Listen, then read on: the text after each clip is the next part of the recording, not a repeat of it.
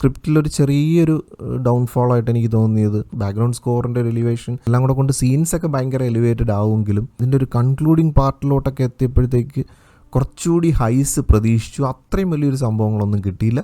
May be ഒരു ഗോസ്റ്റിൻ്റെ influence ഒക്കെ വന്ന് മൂവി ഒരു ഫിക്ഷനിലോട്ട് പോകാതിരിക്കാനായിട്ട് അവരങ്ങനെ ഒരു പരുവത്തിനാണ് ഈ സിനിമയെ ട്രീറ്റ് ചെയ്ത് കൊണ്ടുപോകുന്നത്. അങ്ങനെ സിനിമയെ ട്രീറ്റ് ചെയ്ത് കൊണ്ടുപോകുന്നതും ഭയങ്കര റിസ്ക്കിയാണ്.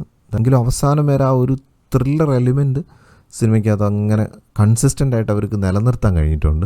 പൊതുവേ ഇതുപോലുള്ളൊരു സിനിമ അങ്ങനെ ബിൽഡപ്പ് ചെയ്തെടുക്കാനൊരു ഫസ്റ്റ് ഹാഫ് തന്നെ അവർക്ക് വേണ്ടി വരും. ക്യാരക്ടറും അദ്ദേഹത്തിൻ്റെ വൈഫും ഉണ്ട്. അപ്പോൾ അവർ തമ്മിലുള്ള കെമിസ്ട്രി ജേക്കബ് ബോബൻ്റെ ക്യാരക്ടറിനെ തന്നെ എസ്റ്റാബ്ലിഷ് ചെയ്യാൻ ഒത്തിരി സമയമെടുത്തു. ഫസ്റ്റ് ഹാഫ് വേണ്ടി വന്നു അദ്ദേഹത്തിനെ ഒന്ന് ഫുള്ളായിട്ട് ഡിഫൈൻ ചെയ്ത് വരാൻ.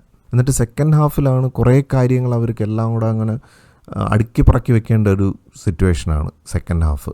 അപ്പോൾ അതിൽ കുറച്ച് മൈന്യൂട്ടായിട്ടുള്ള കുറച്ച് പോരായ്മകൾ ഫസ്റ്റ് ഹാഫുമായിട്ട് കമ്പയർ ചെയ്യുമ്പോൾ സെക്കൻഡ് ഹാഫിൽ കുറച്ച് പോരായ്മകൾ അതുപോലെ നമുക്കത് ഫീൽ ചെയ്യും. മേ ബി അത് ഒരുപാട് സീൻസ് അവിടെ അങ്ങനെ കുത്തി നിറച്ചിരിക്കുന്നതുകൊണ്ട് തോന്നുന്നതായിരിക്കാം. ഞാനിതിപ്പോൾ നെഗറ്റീവ് പറയാനുള്ള മൂവി ഞാൻ ശരിക്കും എൻജോയ് ചെയ്തൊരു സിനിമയാണ്. പ്രത്യേകിച്ച് ഈ ഒരു സൗണ്ട് സ്കേപ്പ് ആയിരുന്നാലും സിനിമാറ്റോഗ്രാഫി ആയിരുന്നാലും ഈ സിനിമയുടെ ഒരു എഴുത്തായിരുന്നാലും അതിൻ്റെ ഒരു സ്റ്റോറി ടെല്ലിംഗ് ആയിരുന്നാലും എല്ലാം നല്ലൊരു ഇമ്മേഴ്സീവ് എക്സ്പീരിയൻസ് തന്നെയാണ് സിനിമ തരുന്നത്.